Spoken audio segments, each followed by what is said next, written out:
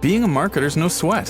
You just have to manage dozens of channels, launch hundreds of campaigns, score thousands of leads, and okay, fine, it's a lot of sweat. Unless you have HubSpot's AI-powered marketing tools to help you do all that and more. Get started at HubSpot.com/marketers.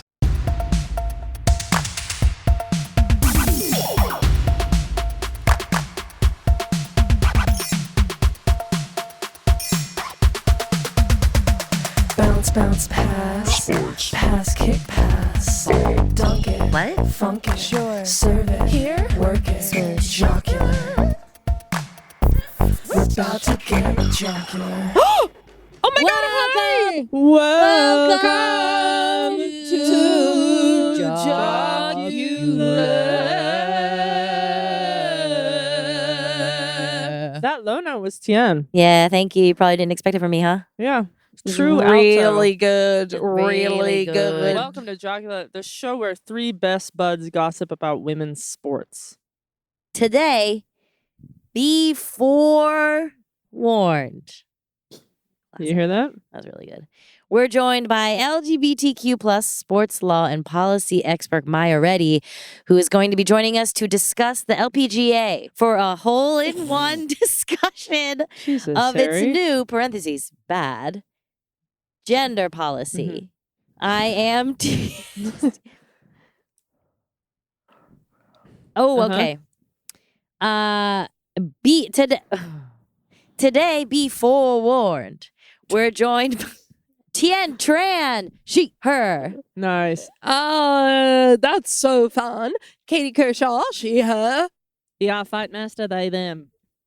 What's going on in the group chat? You guys, there's so many new leagues that are happening for I women's know it's sports. really it's amazing. It's Long so overdue. phenomenal, but I can't keep up. We're I gonna feel like try- it at times. We're gonna try to help you keep up. I'm excited about this new league that's called Love B. Love B is I don't know if I'm doing that right, but LOVB Pro.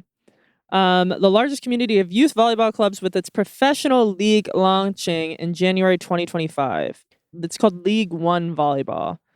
And now the AP says not one, not two, but three pro volleyball leagues in the Which US. is crazy. Mm-hmm. Which is exciting as fuck.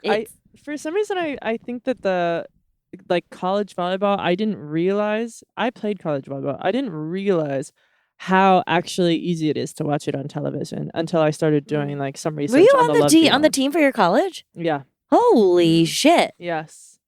But do you feel like that's more recent, that it's more available? I think I think we've had such a boon since the 2020. I mean, we talk about it as a podcast all the time, but Yeah. I think when we realized that when there were no options but to put women's sports on the television, and everybody continued to watch sports because guess what? Women playing sports is sports. Mm-hmm. I think they just realized that, people will tune into this stuff and people love watching college volleyball. It's badass. Every time I turn it on, and the stadiums are completely sold out. Yeah. The crowds are full. I wasn't very good at volleyball because my forearms are tender. But Okay. well, it's just Born tender? born tender. You're a born tender. I'm born tender. I forgot you're a born tender. Tien Katie and Tran, she, her, born tender. So I never liked this. I didn't like that, but I like watching it. Well, The bump. I don't Born like the bump. tender, Bill. chicken tender, contender. Ooh, I love it. Yeah.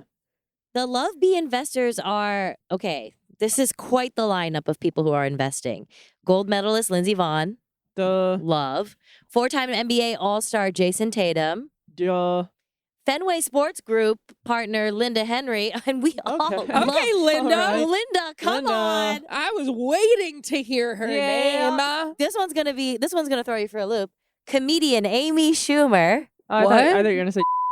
No. But she's taking a cue. But she's taking a cue. Yeah. She She really- is taking she- a cue. You know what? She needs women's sports to help her.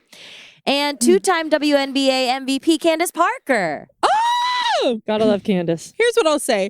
If you are a comedic actor who's on the verge of being canceled, Yes.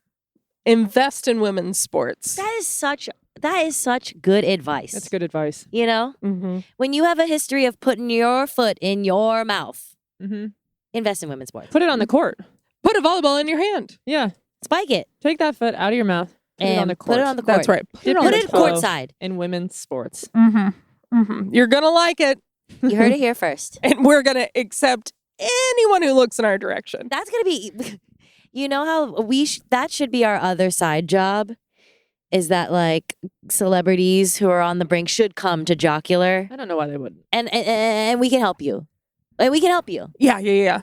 And if you don't know you're on the brink, we'll call you. Yeah. Yeah. We'll send you a text, and then if you answer the text, then we'll call because I don't want to freak you out. But we'll send a text in the style of the Democrats, so it'll be something like, "Please, we're begging, Yeah. we're begging you." Obama's sick about Nancy Pelosi's numbers. Hi, it is Chuck Schumer. It's really me. It's my personal number. ER Chuck here. I'm gonna fucking kill myself if I don't Listen. get 5% more by midnight. Tien, my hands are around my own neck. I have never gotten more insane text messages than the Democratic Party sent me during this election An cycle. abusive And partner. you know what? It failed. It failed. You guys need a new strategy. It didn't work, girls. And No. you know why? It's because the Republicans are like free keg if you vote for Trump. And Yes. then we're over here being like, I'm killing myself. I'm stuck in the mud again, ER.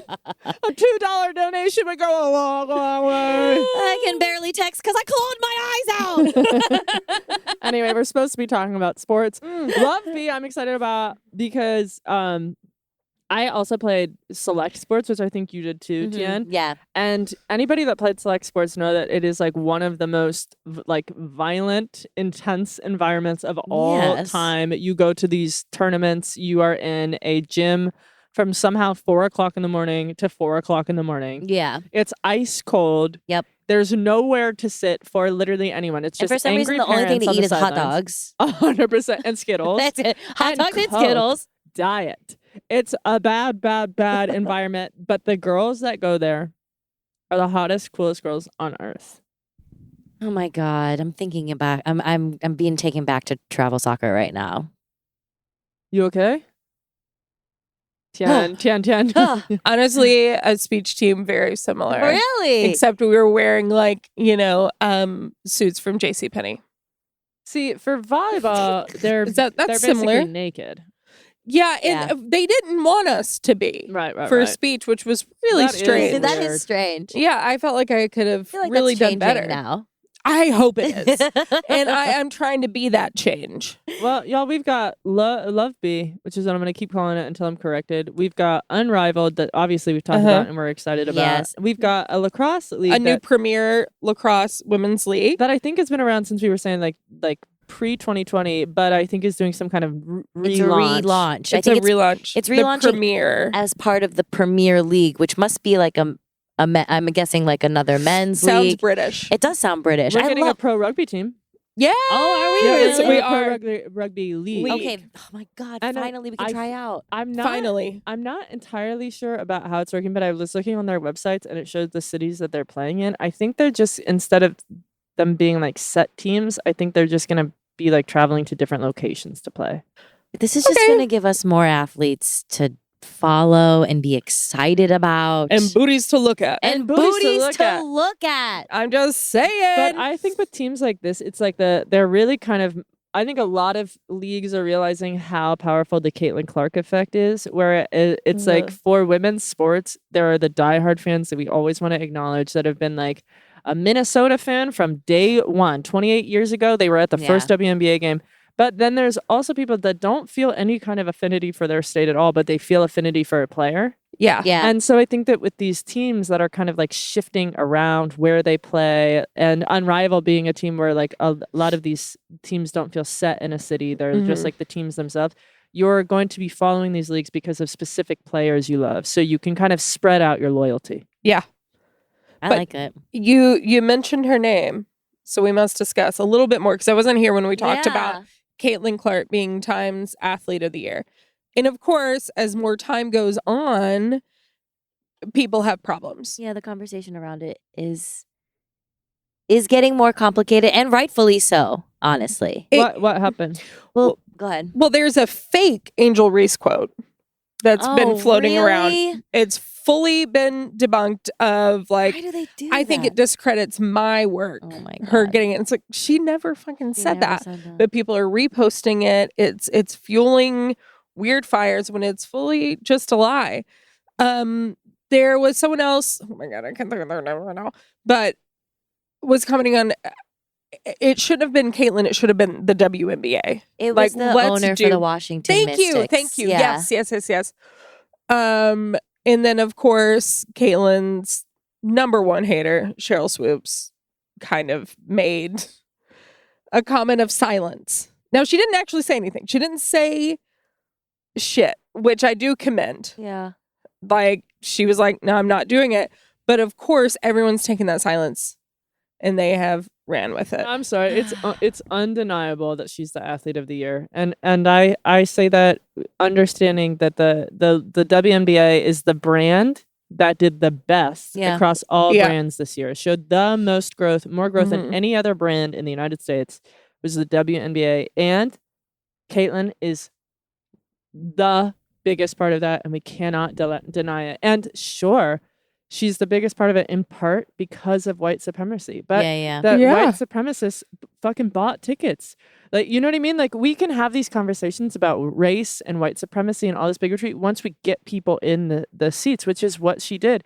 And I think that she's been able to watch Paige Beckers for a while and get whatever media training or read her books or be in a team in a league that is primarily black and come to the conclusion that we all have, which is that racism exists and that she has a lot of privilege. And I thought she handled that really eloquently in that article.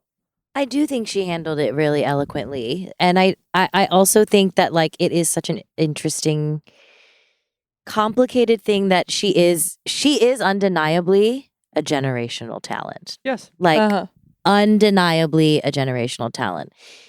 Does she have sort of the story behind her of like the great white hope of basketball messiah? Like she's also benefiting from that. I like her answer. I can see why people are upset because like it is a league that is predominantly black women, black queer women. Like they have missed some really, really great sort of generational players coming up to them. But I hope that with Caitlyn that she can keep using her platform to spotlight, like she says, like uplift the rest of the league. I just think that we live in such a racist society that she's gonna have to keep doing that. But Tiger was able to do like similar but different thing for golf, right? Where Tiger took this mostly to the American white supremacist eye, this white sport, and he got white supremacists, which is what a lot of us are that grow up inside of this white supremacist patriarchy. He got white supremacists to root and have their favorite athlete be a black player. And I think that when you look at the WNBA, they're overcoming even more than something like golf does because Tiger's still a man. Like a lot of white supremacist fans are going to be willing to root for a man of color because there's still the masculinity that they can, ascribe to. They can still feel themselves in that. Nobody was paying attention to the league until we had this little white woman who we needed to like protect and serve. And so, which I think is a problem. It's a that's problem. a problem. Yeah. But Yeah. time is not. But the Time Athlete of the Year is not about the best person on the planet, right? They're talking about the athlete that was the topic of conversation that made the most difference. And so I think we have to take apart our morals and ethics because we all agree that there are. Asia Wilson's, to me, a much better player than Caitlyn Clark. I think so too. 100%. Like, I want to see Angel Reese and Caitlyn play one-on-one. Also, Asia did just get like a huge like Nike deal, which is amazing. a 10-year extension under her contract. I'm sorry, but I think Sue Bird is better player than Caitlyn Clark. I think Diana Taurasi is a better player than Caitlyn Clark. And that the reason that she is the Time Athlete of the Year is because of the discussion around her. And that I think that's the truth. Oh, that is the truth. I mean, why would, Time has made Trump the person of the year before? Because the conversation. Yeah. But what I think is important that she's done now, and I think what we'll see, is it a little too late for some fans, and maybe it's not, is you have to teach your fan base who you are. Yeah. Yes. And she has been pretty quiet. So we can project a lot of things onto her. We can project a lot of our, people's scariest thoughts and beliefs about people onto her. So I'm very happy that she's speaking now. Mm-hmm. And you curate your fans. Yeah. Like you weed out the ones that you don't deserve to be there, right? What am I always starting a new asthma medication because I feel like it? Are you okay? Yeah, no, but Okay. it's just like why my voice sounds like this. And my mouth very dry. You said it should be wet. I said it should be wet, but I said it in the context of your mouth is dry. Right, thank you. And Harry was concerned. But no, I yes, that's a conversation I am looking at now is how can her brand grow past an image of a very good white girl from a very good Catholic family Yeah. saying, I just like to play ball. And then us being able to dress that into whatever we want. Yeah. And that's what I liked about this Time article is I feel like it actually made her have to have like she did come forward and I think she did a good job. Like by being like She did. I mean, she's very young, and I feel like at that She's a age, kid. none of us would have. No. Rare is the person that would be ready to do that. To have the language to speak for truly Yeah. just to speak to an entire nation, an entire new viewership of basketball fans, and to say it in a way that I was kind of surprised that the right picked up on it so hard, because she was like, I would like to say that all of this is because of hard work, but a lot of it is in part because of my privilege. Which I was like, I even like that approach because it's acknowledging like we all That bootstrap narrative that they Yes. all want to have. There's that athletic part of her that's like, I work really hard. And now she's coming to terms with after having really been in the league now, not on an all white team, having really been in the league for a minute, being like, oh shit. Oh, okay. I'm really seeing it. So I think we just had to give her time. Yeah. Yeah. And time gave her space. And space gives her perspective. Yeah. I think she did a good job. But I do have space for people who are like annoyed and upset I by agree with that. because it's like I feel like yes, she brings in new fans, but I think this is the thing that all leagues across all genders of sports deal with is that they want their players to shut up and dribble. And it's Right. like, no, this is not the world we live in. Some people will choose to do that. And I appreciate that she's choosing to like use her platform. Yes. And it's okay that it kind of feels like finally. Yeah. Yes. Even though she's a baby. She's a no, baby. it does feel like finally. Yeah. You guys, I watched The Notebook a couple days ago. That's all. For the first time? No. But I did watch Fault in Our Stars Talk for the about first a- time. Which Wait, one's that? what? The one where Shailene Woodley has cancer. So you watched sort of, What's going on, bro? debilitating disease films? Girlfriend's dad's in town and he has a genre he likes. That's kind of cute. Yeah. Let me suggest something. No. Okay. Talk to you guys later. No, what is What? it? No, the guy, and I don't think that this thing is particularly good, but since you're watching stuff like this, there's a show on Hulu called like Searching for Alaska. And Yes. it's based on the book by this John Green, who also wrote Fault in Our Stars, and EP'd by the people who did the OC. So it's like kind of like a pretty chill What about, vibe. okay. Is it really about Alaska? No.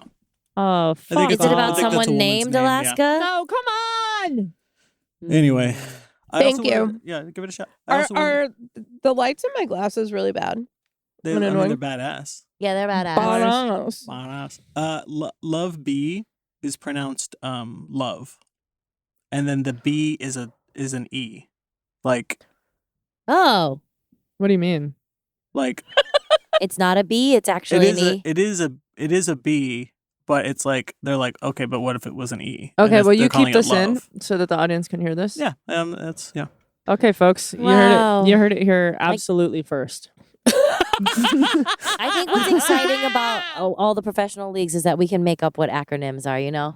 Yeah, That's okay. really I was important. gonna say it. I was gonna say love B until I was corrected. You corrected me, and now B is an E. Love. Happy to help. All Bees B's and are E. E's. Bump set. All B's are Spike E's. Oh. BR Fight Master. BR Fight Master. BR Fight Master. BR BR Fight Master. Like be our guest. Yeah, like kind of like Beauty and the Beast. I'm feeling really nervous. Okay, since E is now B and B is now E, let's take an rake. All right. We'll see you guys right after this rake. Arabic.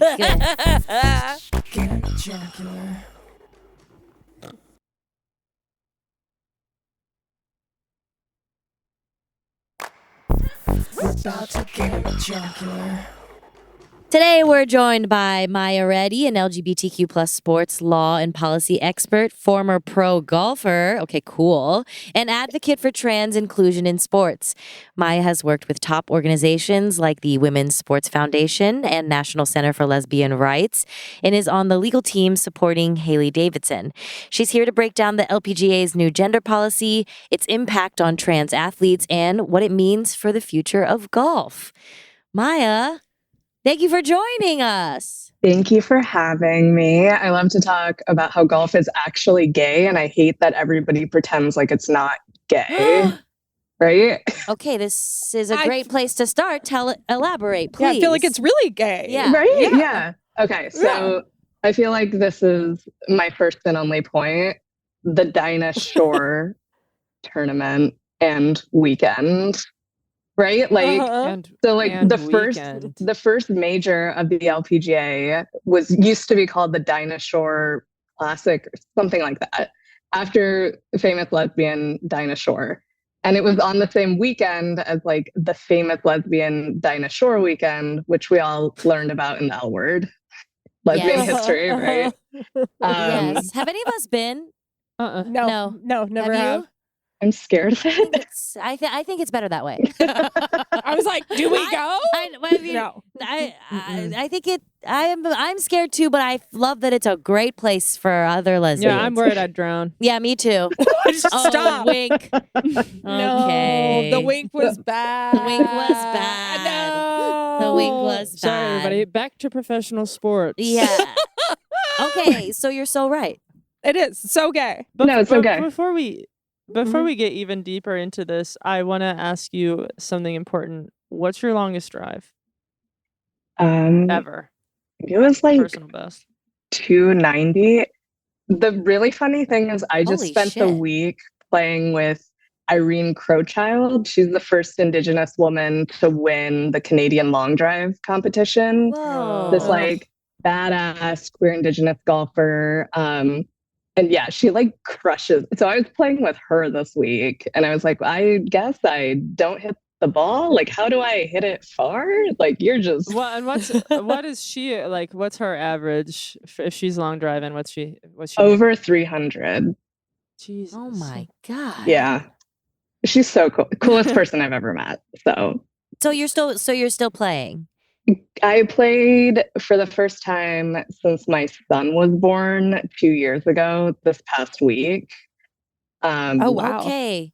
Because he Yeah. didn't want you to play. He was like, Yeah. no, you can't play. No, He's pretty against He's women in sports. pretty against women's sports. No, Men he make the really rules. No, that's so cool. Maya, we specifically we're excited to have you here because effective January 2025, the LPGA revised its gender eligibility policy for elite events. And we want you to help us really understand what this means. But I also want for our listeners to hear the intro sentences. For more than 7 decades, the LPGA has been a leader in championing diversity and inclusion both on and off the golf course. The very start of the next paragraph is, at the same time, the LPGA represents the pinnacle of women's golf, where the best female players in the world compete to earn a living. It's already stinking, right? It's already smelling a little anti-trans. I love a policy that starts off with no offense, but Yeah. At the same time, Hey, I didn't say anything yet. hey. when you read this, what were your initial thoughts? So this sounds like so morbid, but it's kind of what I expected what would happen when the LPGA was like, we're going to reconsider this policy. And the funny thing is back, I don't know if it's like funny, haha, or funny, lol, the world is ending. But back in 2010, the LPGA actually changed their policy at the time, which had said you can only play on the tour if you were born female at birth, like you're a cis woman essentially. And they were sued by a trans long drive golfer, Lana Lawless. And kind of in response to that, they were like, oh shit, we should probably change this. They put it to a vote amongst tour players, and they all voted to get rid of that. So it's been 14 years. They have had like an imperfect but inclusive policy.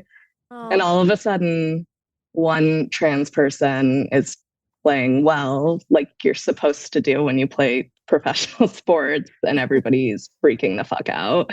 Yeah, can you tell our listeners a little bit more about Haley and yeah, the LPGA's Tian, drop the mic. The LPGA's, response to one athlete doing well in their sport? Yeah, so Haley is the first professional trans woman to win. I said all of these adjectives in the wrong order.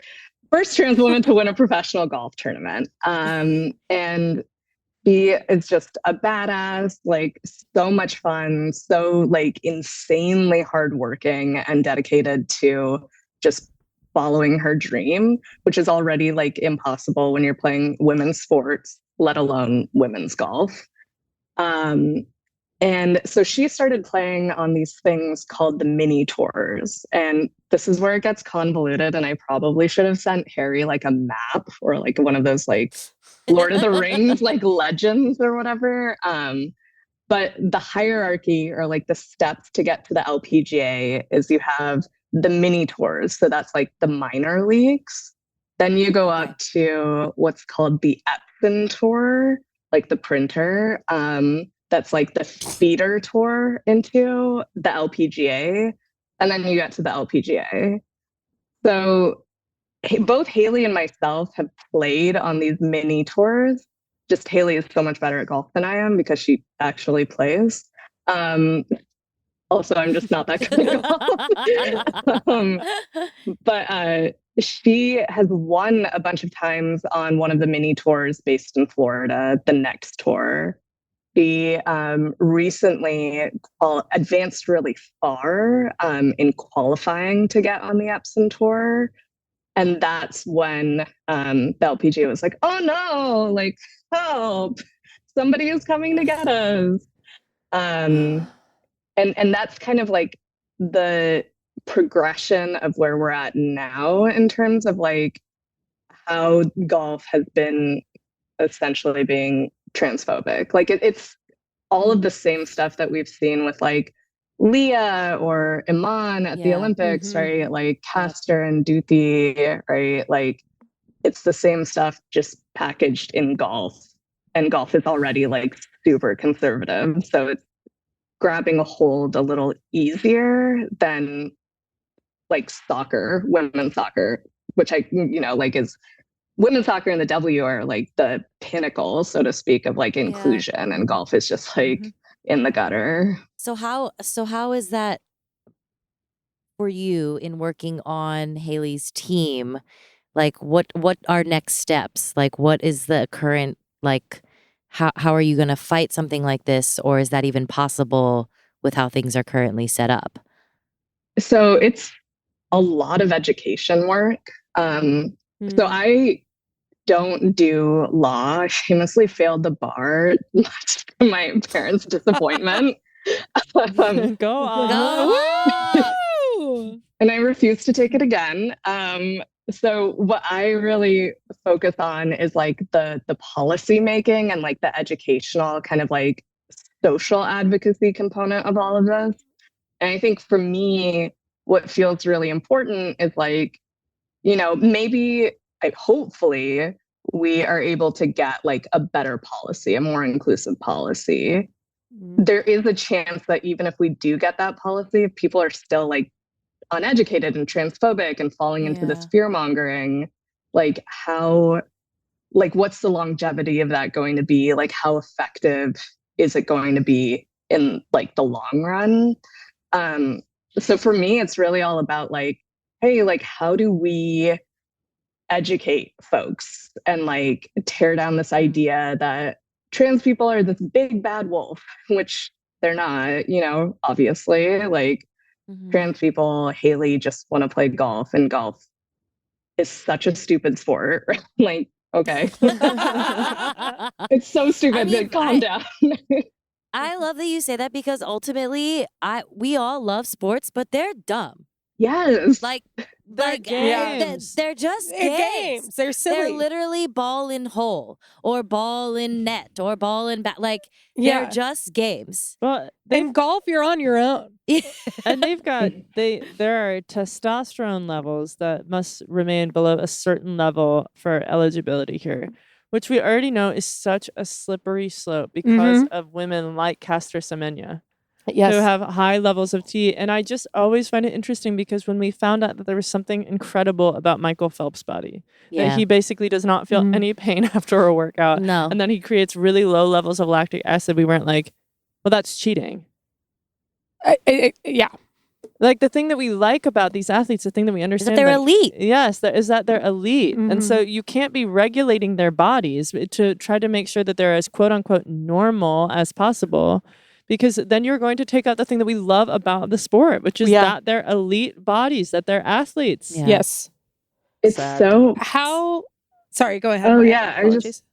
It's so funny because when you think about all of these stupid, like, quote unquote, scientific arguments, which are just red herrings and, like you were saying, slippery slopes, at the end of the day, what they're doing is comparing average male capacity to average female capacity, and that's like basically assumes that men are always going to be better or like more adept, right? Like, so then if we're applying that to like jobs, right? Like, somebody's working in corporate America, then like we're not allowed to assume that men are like going to be better at something just because they're men.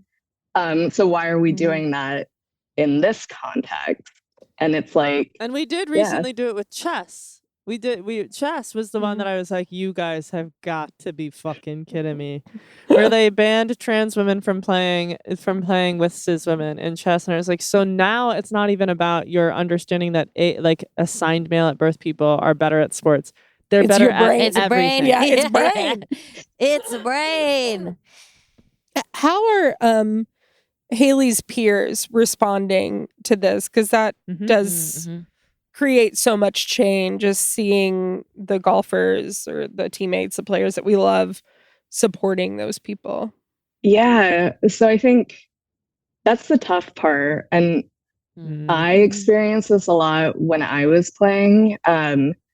There's a lot of pressure to fit into this very specific image of femininity in order to get financial support when you're playing. So like there's this like golf girly aesthetic that's like hyper feminine, like very much like fitness influencer, like babe of whatever the Instagram herbal tea thing.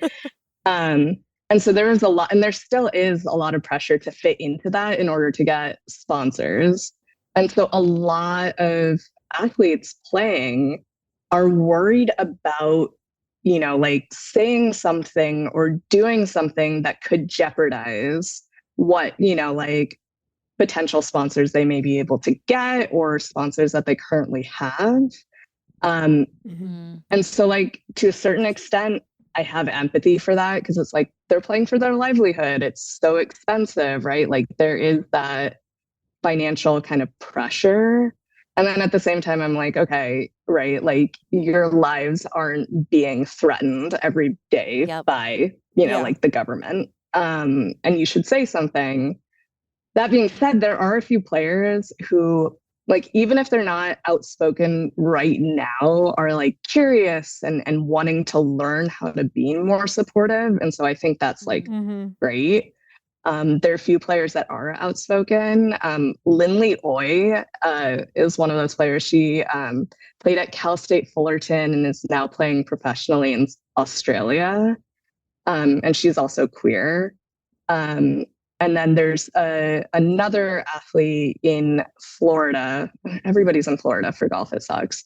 But also Australian, Sarah Kemp. She's a LPGA Tour veteran and actually voted in the 2010 kind of vote on that policy. But it's like two people. And who are being vocal about it. And that, I don't know, that's the part that pisses me off because I'm like, just do the right thing, right? Like it doesn't, just do the right thing. Yeah, your golf career is like years if you're lucky. Your integrity is your whole life. Yeah. I wish people could be braver. Yeah, I mean, I think we see the faster movement in those team-based sports. Yeah. And yeah, it's hard to, if you're a young player, you have sponsorship deals. I understand the difficulty there. But what helps that change is when the people and the members come together. It's so true. You're right. It's the team-based sports. Like, I really don't know golf that well. Like, if you are a part of the same brand, do you have any sort of team camaraderie or no? Is it very like individualized? Like, is Haley a part of like a brand and like these are all the Titleist girlies? I don't go off Titleist. I'm like, hell yeah. Somebody knows a little bit. Thanks to my father-in-law. Wow. But yeah, like, is there like a camaraderie in golf in that way, or is it not? Kind of. So, okay. So when you play like in high school and college, you're on a team. It's still an individual sport, but like you're traveling with your team. Like at the end of the day, it's like combined scores of the player that like count towards the team score and all of that. So you're insulated in that way. You like have that camaraderie. Like you have your people. Once you start playing professionally, that doesn't exist. So like we make friends with like, obviously with our competitors, like the other players out there, but it's not the same as, it's like a very different vibe than when you're like all playing on the same side. Because it's like, I mean, I famously like to hate women when I'm playing a competitive sport because I'm like, no, I hate you. Like I need to win. Listen, this is a safe space. Thank you for saying that. Yeah. I really want to be known for that sound bite. That's what we're going to use. Yeah, but yeah, I think that's like the tough piece. And then, like everybody is so, like we're so protective over what little opportunities we're getting that, there isn't space for all of us, even if there is space for all of us. Right. And golf they're trying to institute more team formats, like do mixed events. I think they've pitched to the IOC to do a mixed competition in the 28 Olympics, which is cool. But then they're using it as an excuse to say like, hey, we're actually inclusive because we're mixing genders. So like, it's a smokescreen. Yeah. But yeah, it's such a weird, like idiosyncratic, that's not like the right word, but, just like a very particular sport where like it changes level to level. Like even when you play junior golf, junior sports, like junior competitive sports are so cutthroat. And I feel like not okay. Like parents all need to calm down. Yes. But even then, it was still different because we're all kids, right? Like, even if we're competitive, like, we just want to hang out with each other. And when you're playing professionally, it's like, technically you're supposed to be adults, but like, we're not. or at least I don't feel like I'm an asshole. Who do we need to pick as an enemy of a pod? What players have been openly in support of this new protocol? Amy Olsen. She is Okay. All right. Watching you, bitch. Yeah. Writing it down. Allegedly, she complained about the LPGA putting up a pride flag post. Okay. And there's some other players, you know, like she has been the most vocal about, like, you know, excluding Haley and just essentially being queer and transphobic. So like number one, well, one of the top Enemy of the people. pod. Yeah. Amy Olsen. Write it down, jocks. Looking her up right now. I gotta see her face, Jan, so I know who to punch. Yeah. I know. I think we all know I think I know what she looks like. Yeah. I feel like I can kind of put it together. I'm feeling it. I'm Yeah. feeling like, Oh, yeah. You probably guessed it. Ah! A white woman with dirty blonde hair. we Okay. all knew it was We gonna all be knew her. it. Not surprised by this. Okay. Any brunettes? I don't know, maybe. Let me just start going down the like list of tour players. Like you. Oh, Well- we're putting together a master doc. We're not going to say what it's for, but we're putting together a master doc of enemies of the pod. And if you subscribe to our Patreon, which we don't have, you can have it too. That's right. Yeah. So when you say you're doing like the policy education part of it, what does that look like? So a lot of what I've been doing so far has been like talking to players and just kind of providing a resource to be like, hey, like no stupid questions. Obviously, don't be a dick, but like I'm here to answer your questions to the best of my ability. If I don't know something, like there, you know, as we all know, a lot of incredible resources out there.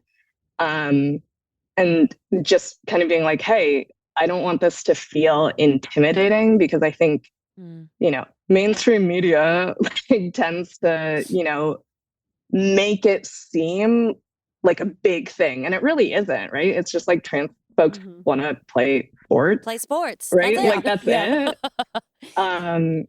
So yeah, that's like the big thing that I've been doing, and then talking to like various like stakeholders in the golf space.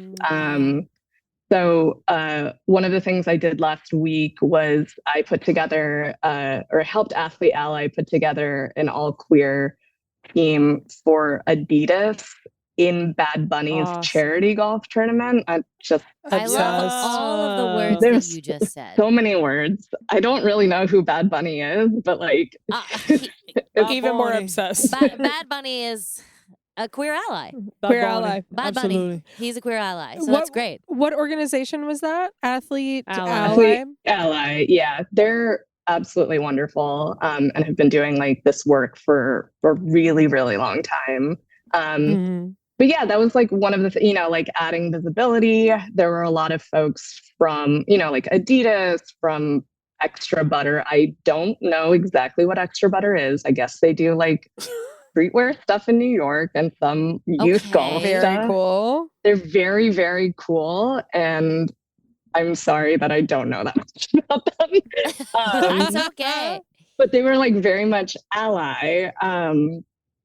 And then I've been talking to some other kind of like manufacturing groups in the golf space, just along with, you know, Irene, the long driver I mentioned, Lindley, other like out queer golfers who have the capacity to be like, listen to our voices. And people have been very receptive.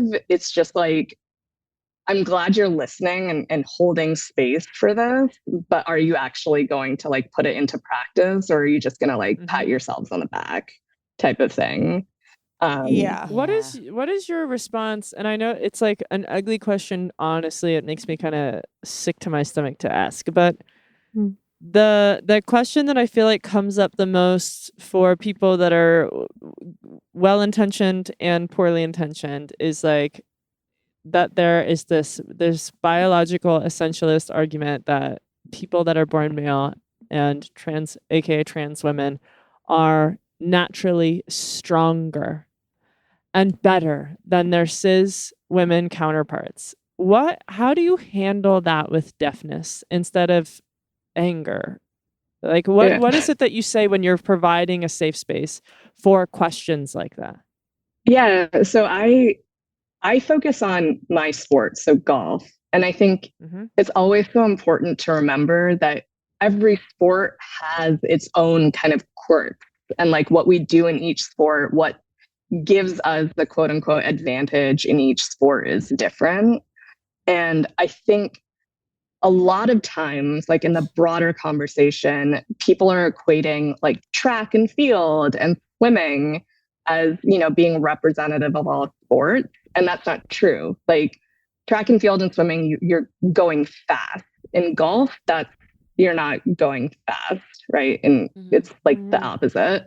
And so I try to focus on the fact that there is no definitive advantage that strength gives you in this sport. Like you can hit the ball super far and that absolutely helps.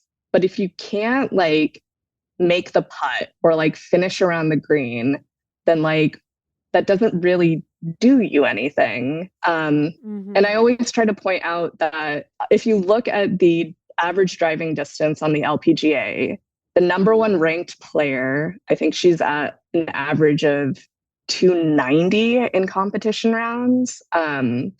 She hasn't won an event this year or this season. That's a great stat. And then when you look at Nelly Korda, who's world number one, she broke like a ton of records this year, I think with 7 wins. I don't remember the exact kind of record, but she has won a shit ton. She is like not there. I think she's at least 20 or 30 yards off of that. And then when you look at Lydia Ko, who's the gold medalist from this year, she's even further down. So I always like to be like, hey guys, like you keep making up this shit about like strength and how it's like the be all end all, but it isn't. And like, you're like, let me show you the actual things that are happening in the sport that you are obsessed with protecting. That's some tasty. That's really stats. wonderful. That's really, really great. I feel like it's just a great way to dispel and disarm these like the fear mongering. Yeah. I have a question now that's just like for my personal, like I have like a kink disorder. What's the weightlifting that you do for golf that helps the most? Oh my God, I love to do Olympic weightlifting. What does that mean? Oh, this is so gay. I actually have like I live in a forest fort walk up. This is probably dangerous, but I have like a squat rack set up on my deck. And so I have like bumper plates and like a bar and like all of that shit. So it's a lot. But yeah, I love Olympic weightlifting because it's all technique based. And so that just fits my golf mind. And then like the mechanics of weightlifting is like being explosive through your hip. And I'm not always a top. So like it's really not intuitive for me to use my hips well. But that's kind of the piece that has been like so helpful for me. It's just like kind of knowing how to be explosive translates really well to like the golf swing. It's just on a different plane, like axis plane. It's fascinating. Let's talk numbers. What are you throwing down on the squat rack? Oh my God. I have no idea. You do not have to. You do not. I have a different question. You do not have to answer this if you do not want to. They just don't want me to have pervert minute with guests. No, you do not have to answer this. You do not have to answer. I'm being kink shamed. Do not consent to this. Maya, after we stop recording, you can be honest. So this goes back to really the beginning, but looking at the testosterone levels, who is being tested?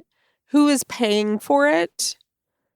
Does the golfer pay for their tests every time? Because blood work's expensive. And I don't think insurance is paying each time this needs to be done. Yeah.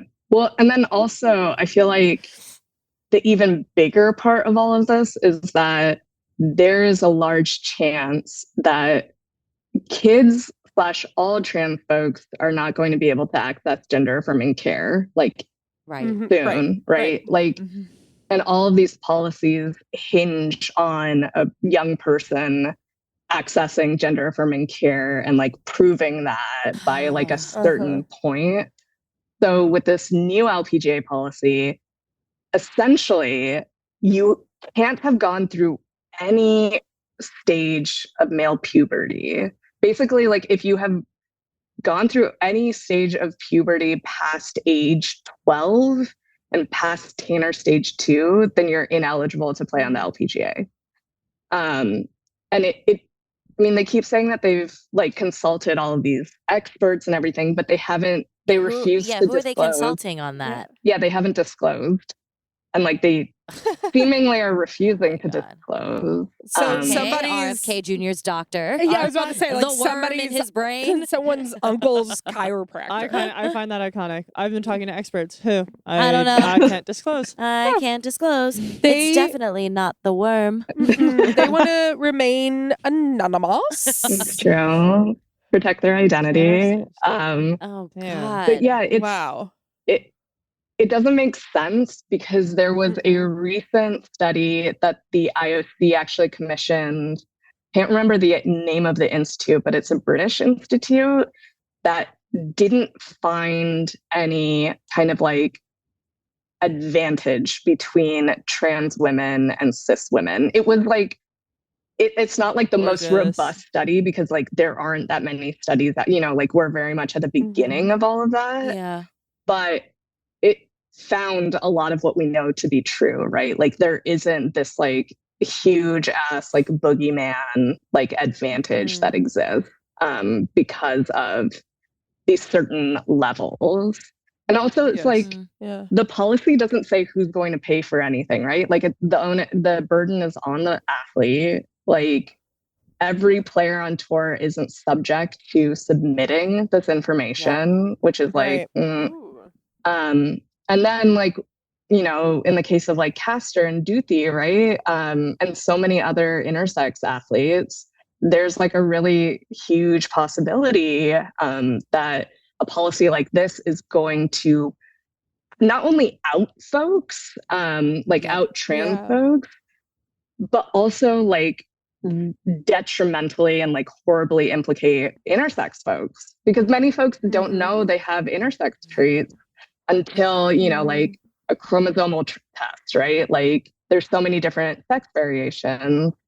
And so the medicalization, the science piece of this feels without any guardrails is super scary. And something that the IOC actually was like, this is like not good. You guys should stop doing that. The IOC said that? Shocking. Yeah. So in 2013, the IOC came out with this framework on fairness and inclusion.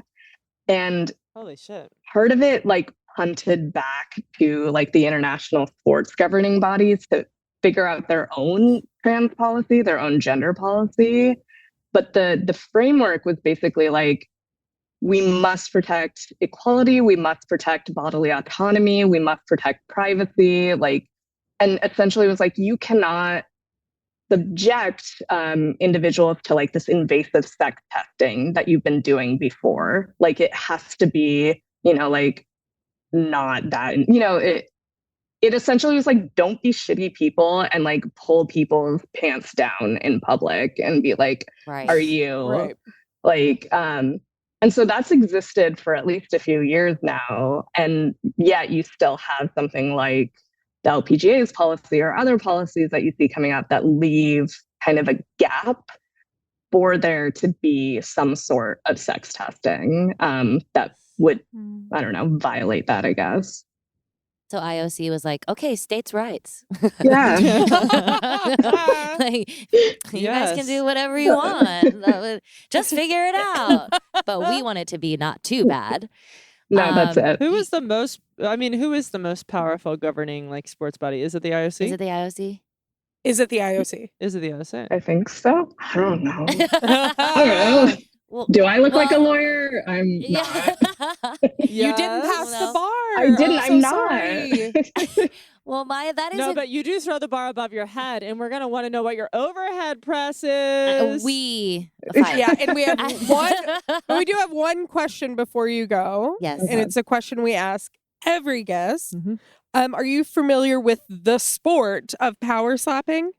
Yes. Oh Who my would God. you like to be power slapped by? Oh man. And you can dream big or local, Or you know, just short? yeah. It can be I short feel also. like Yeah. I have 3 options. Let's Oh, Okay. shit. go. Let's go. So I would go Aubrey Plaza, Oh yeah. Incredible choice. Good choice. Aubrey Catherine Plaza in the White Hahn. Lotus.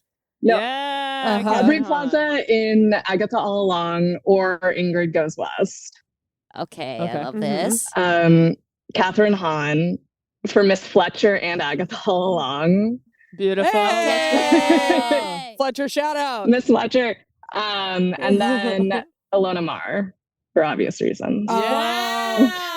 These are Okay, good. these are good picks. You're gonna get beat up by a bunch of hot femmes, huh? Yeah. I know. I'm not really horny. I don't know what you're talking about. I haven't thought about this a lot. Some a triplet of Us like neither. hot brooding fans. Yeah. Excellent picks. Well, Maya, thank you so much for taking the time This has been awesome. to sit with us and talk about the LPGA, and also thank you so much for all your work. Truly. We're gonna take what you have taught us, and hopefully, jockstraps will try to be good allies to trans athletes. Thank you guys. Thank you, you. Maya. Bye-bye. Bye. Bye.